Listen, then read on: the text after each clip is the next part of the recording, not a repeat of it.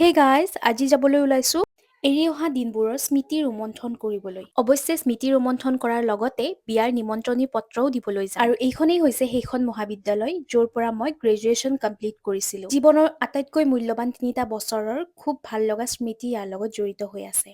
মই যিহেতু অসমীয়া বিভাগৰ ষ্টুডেণ্ট আছিলোঁ, গতিকে বলক অসমীয়া বিভাগলৈ যাওঁ। জীৱনৰ আটাইতকৈ ডাঙৰ সিদ্ধান্ত এটাত উপনীত হ'বলৈ গৈ আছোঁ। সেয়েহে মই ভাবোঁ এইখিনি সময়ত আমাক জ্ঞানৰ পোহৰ দিয়া গুৰুসকলৰ আশীৰ্বাদৰ খুবেই প্ৰয়োজন।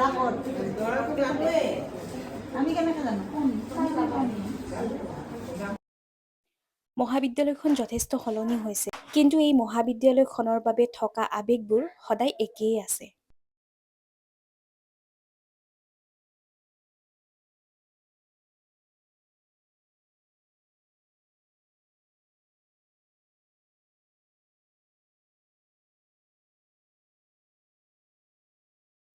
কলেজীয়া দিনবোৰৰ দৰে আজিও পিছে কলেজৰ সন্মুখতে দোকান দিয়া এই খুৰাজনৰ হাতৰ সোৱাদ ল'বলৈ নাপাহৰিলোঁ। তেওঁৰ হাতৰ ফুচকা আৰু মিছালি খুবেই ভাল পাইছিলোঁ।